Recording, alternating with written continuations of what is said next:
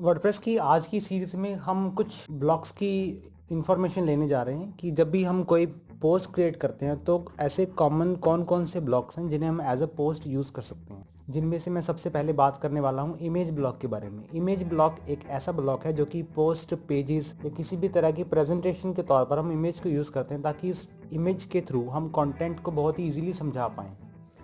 तो मैं शुरुआत करता हूँ एक ब्लॉक ऐड करने से। ब्लॉक ऐड करने के लिए आपको सिंपली क्या करना है, यहाँ पे किसी भी पैराग्राफ पर एंटर करें, या अगर आपके पास पैराग्राफ नहीं है, कोई सिंपल ब्लॉक है, तो आप इस पर राइट क्लिक करके मोर ऑप्शंस पर एंड देन इंसर्ट आफ्टर पर क्लिक कर सकते हैं। आपका नया ब्लॉक ऐड हो जाएगा। अगर आपके पास पूरी की पूरी पोस्ट में किसी भी तरह का ब्लॉक नहीं है तो आपको सिंपली हेडिंग पर एंटर कर देना है, तो आपका ऑटोमेटिकली ये जो ब्लॉक है वो क्रिएट हो जाएगा। और किसी भी ब्लॉक को डिलीट करने के लिए, एम्प्टी ब्लॉक को डिलीट करने के लिए आपको back space double time press करना है। तो मैं यहाँ पर सैम्पल डिस्क्रिप्शन जो कि पहले लिखी हुई थी उसे वापस लिख देता हूँ, और इसके नीचे हम ऐड करते हैं एक इमेज को। इमेज को ऐड करने के लिए ब्लॉक ऐड करेंगे। ब्लॉक ऐड करने के बाद आप यहाँ पर प्लस आइकन पर जब क्लिक करते हैं तो यहाँ से उस ब्लॉक को ऐड कर दीजिए जहाँ पर इमेज लिखा हो। अगर आपको इमेज इसमें ना मिले तो आप इस सिंपली सर्च बॉक्स में यहाँ से फाइंड कर सकते हैं। इमेज फाइंड करने पर कॉमन ब्लॉक्स के अंदर आपको इमेज कुछ इस तरह से ब्लॉक के तौर पर दिखेगी। अदरवाइज़ आप इसे यहाँ पर भी देख सकते हैं। ये जो विजेट्स है मेरे पास, ये मोस्टली यूज़ करने वाले ब्लॉक्स में से एक हैं। मैं इमेज पर सिलेक्ट करता हूँ। यहाँ से मैं मीडिया लाइब्रेरी में, यानी कि जो मेरी डैशबोर्ड की लाइब्रेरी में अपलोडेड इमेजेस हैं, मैं यहाँ से उन्हें सिलेक्ट कर सकता हूँ। अगर मैं अपलोड के बटन पर क्लिक करता हूँ तो मैं इमेजेस को अपनी पीसी से अपलोड कर सकता हूँ। अगर मैं किसी अनदर यूआरएल से इमेज को ऐड करना चाहता हूँ तो मैं इंसर्ट फ्रॉम यूआरएल के बटन पर क्लिक करता हूँ। इन तीन ऑप्शंस को बारी बारी समझते हैं। सबसे पहले अपलोड का। अपलोड के लिए मैं सिंपली यहाँ से इमेज सेलेक्ट करूँगा एंड देन जैसे ही मैं इसे अपलोड करता हूँ, ओपन करते ही इमेज कुछ इस तरह से मुझे विजिबल होनी शुरू हो जाएगी। इसके बाद दूसरे तरीके की ओर चलते हैं। दूसरा तरीका, मैं इसे रिमूव को ब्लॉक करता हूँ। मैं ब्लॉक को रिमूव करके सेकंड स्टेप की ओर बढ़ता हूँ।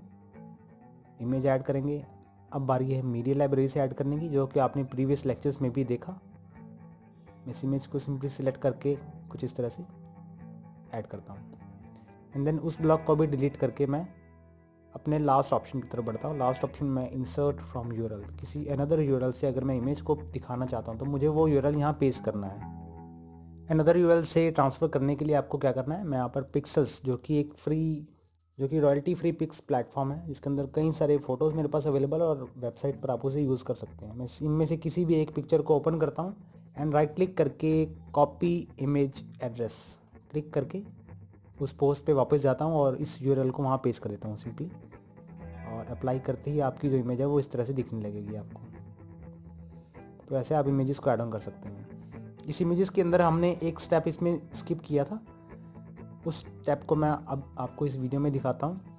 इमेज को जैसे ही मीडिया लाइब्रेरी से ऐड करता हूँ, मीडिया लाइब्रेरी से ऐड करने के बाद आपको उस पर्टिकुलर इमेज को सिलेक्ट करना है एंड देन यहाँ से उसको अल्टरनेटिव टेक्स्ट देना है। अल्टरनेटिव टेक्स्ट देने का मतलब कि अगर किसी रीज़न से आपकी फ़ोटो लोड नहीं होती तो वो फ़ोटो को जानने के लिए एक विजिटर को ये भी जानना ज़रूरी है कि उस फ़ोटो के अंदर ऐसा क्या है कि वो उसे देख के समझ पाए। और ये पहचानने के लिए कि अगर HTML फॉर्मेट में आपकी वेबसाइट ओपन होती है तो इमेज की जगह ये अल्टरनेटिव टेक्स्ट आएगा। एंड देन इसके बाद इमेज का टाइटल यहाँ पर अवेलेबल है, इमेज का कैप्शन अवेलेबल है। यहाँ पर आप उन्हें फिलअप कर लीजिए। डिस्क्रिप्शन या इस फ़ोटो को डिफ़ाइन करें एंड डिस्क्रिप्शन जो आपकी इस फ़ोटो को डिफ़ाइन करे कि ये फ़ोटो किस रिगार्डिंग है। उसके बाद आप चाहे तो उस लिंक को भी पेस्ट कर, उसके बाद आपको ये लिंक दिया गया है इमेज का, एंड देन आप इमेज को इंसर्ट करेंगे। तो आपकी अगर वेबसाइट HTML फॉर्मेट में ओपन होती है तो इमेज की जगह एक अल्टरनेटिव टेक्स्ट भी आपको दिखेगा, और कैप्शन जो कि हमने फिलअप किया था कैप्शन से, आप उसे यहाँ देख सकते हैं। मैं यहाँ से विजुअली डिलीट भी कर सकता हूँ इसे। तो इस तरह से आप इमेजेस को ऐड ऑन कर सकते हैं। इमेजेस को या किसी भी ब्लॉग को जब आप ऐड करते हैं तो आपके पास टॉप बार में एक टूल बार अवेलेबल हो जाता है एक पर्टिकुलर ब्लॉग के, जिसमें आपके पास उस इमेज रिगार्डिंग एक ऑप्शन अवेलेबल है जहाँ से आप उस इमेज को चेंज कर सकते हैं, उस ब्लॉग को चेंज कर सकते हैं कुछ इस तरह से। ऐसे काफ़ी सारे स्टाइल्स हैं, और अगर उस इमेज को किसी और ब्लॉग में कन्वर्ट करना चाहते हैं तो उसे भी आप यहाँ से कर सकते हैं। एंड देन इमेज की अलाइनमेंट, कि आप उसके अलाइनमेंट को कैसे रखना चाहते हैं, अलाइन सेंटर।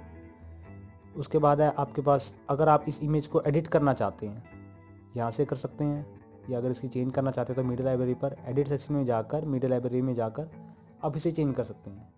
इस इमेज को लिंक देने के लिए यहाँ पर क्लिक करें और मोर ऑप्शंस के लिए आप यहाँ पर चेकआउट कर सकते हैं। इस पर्टिकुलर ब्लॉक को डुप्लीकेट करने के लिए इस ऑप्शन पर क्लिक करें। इसके टॉप पर एक ब्लॉक ऐड करने के लिए इंसर्ट बिफोर, इसके बॉटम पर कोई ब्लॉक ऐड करने के लिए इंसर्ट आफ्टर, और अगर आप इस इमेज को वाया कोडिंग देखना चाहते हैं तो आप उसे एडिट एज HTML पर क्लिक करें। एडिट एज HTML पर क्लिक करने पर आपका ये जो कोडिंग में कन्वर्ट हो जाएगा, यानी कि वाया कोडिंग आप इसे एडिट कर पाएंगे। मैं इसे वापस विजुअल कर देता हूँ, एडिट विजुअली, और मोर सेटिंग्स में आगे बढ़ते हैं। ऐड टू रीयूजेबल ब्लॉक्स, अगर आप इस इमेज का यूज़ बार बार हर किसी पोस्ट में कर रहे हैं तो आप उसे ऐड टू रीयूजेबल ब्लॉक्स में डाल दीजिए और इसे नाम दे दीजिए ब्लॉक को। मैं इस इमेज को नाम देता हूँ लोगो। और अगर अब मुझे कहीं और इस फोटो को ऐड करना है इसी सेटिंग्स के साथ जो सेटिंग्स मैंने इस पोस्ट में ऐड की हैं, तो मैं उसे भी बड़ी आसानी से ऐड कर सकता हूँ। सिंपली मुझे इमेज पर क्लिक करना है, राइट क्लिक करना है यहाँ से। तो उसके लिए मुझे क्या करना है, यहाँ पर प्लस आइकन पर क्लिक करना है। सबसे लास्ट में आपके पास एक टैब ओपन हो जाएगा, टैब विजिबल होना शुरू हो जाएगा रीयूजेबल के नाम से। यहाँ पर आपके पास वो ब्लॉक्स अवेलेबल होंगे जो आपने सेव किए हुए हैं और जो आप बार बार किसी भी पोस्ट में या हर पोस्ट में यूज़ करते हैं। अभी मेरे पास ये लोगो की जो ब्लॉक था मैंने उससे सेव किया था। मैं इसे क्लिक करके इसे इंसर्ट करता हूँ और मुझे इसी सेटिंग्स की, पुरानी सेटिंग्स के साथ मुझे बार बार इसकी सेटिंग दोबारा नहीं करनी पड़ी एंड मैं इसे अपनी स्क्रीन पर कुछ इस तरह से देख सकता हूँ। तो ये था हमारे पास इमेज रिलेटेड ब्लॉक्स की सेटिंग्स। अब हम चलते हैं हेडिंग की तरफ कि हम किस तरह से हेडिंग को ऐड कर सकते हैं। हेडिंग को ऐड करने के लिए प्लस साइन पर क्लिक करें, यहाँ से पैराग्राफ या हेडिंग जिसे भी आप एम्बेड करना चाहते हैं, मैं यहाँ पर हेडिंग ऐड करता हूँ और हेडिंग को यहाँ से चेंज कर सकते हैं। हेडिंग को यहाँ से चेंज करेंगे। हेडिंग रिलेटेड ऑप्शंस, यानी हेडिंग को अगर आप चेंज करना चाहते हैं पैराग्राफ में या ग्रुप करना चाहते हैं या कोट में चेंज करना चाहते हैं तो उसे इस बटन के थ्रू कर सकते हैं।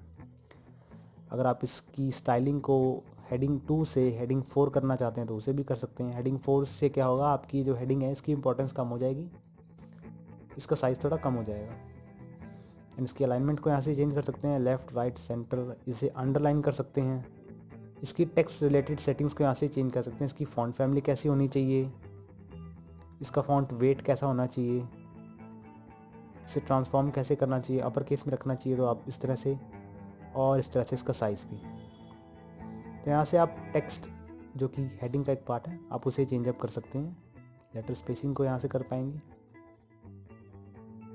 एंड बोल्ड, इटैलिक, या अगर इस हेडिंग को अगर आप लिंक देना चाहते हैं तो इस ऑप्शन पर क्लिक करके इस हेडिंग को लिंक भी दे सकते हैं। और भी ज़्यादा कंट्रोल्स के लिए इस पर क्लिक करें, स्ट्राइक थ्रू, अपर केस, ऐसी काफ़ी सारी सेटिंग्स हैं जिन्हें आप हेडिंग ऑप्शन में देख पाएंगे। सिलेक्टेड ब्लॉक की इन्फॉर्मेशन पाने के लिए, जैसे कि आप मान लीजिए मैं यहाँ पर इमेज को सिलेक्ट करता हूँ और इसके डिस्क्रिप्शन को जानने के लिए कि ये कौन सा ब्लॉक है, उसके लिए आपको यहाँ पर पोस्ट में ब्लॉक सेक्शन में जाना होगा, तो आप इसका डिस्क्रिप्शन यहाँ पर देख सकते हैं। इसी तरह अगर आप हेडिंग पर क्लिक करते हैं तो आप हेडिंग रिलेटेड इन्फॉर्मेशन को कलेक्ट कर पाते हैं और हेडिंग रिलेटेड सेटिंग्स को ब्लॉक सेक्शन में चेंज कर पाएंगे।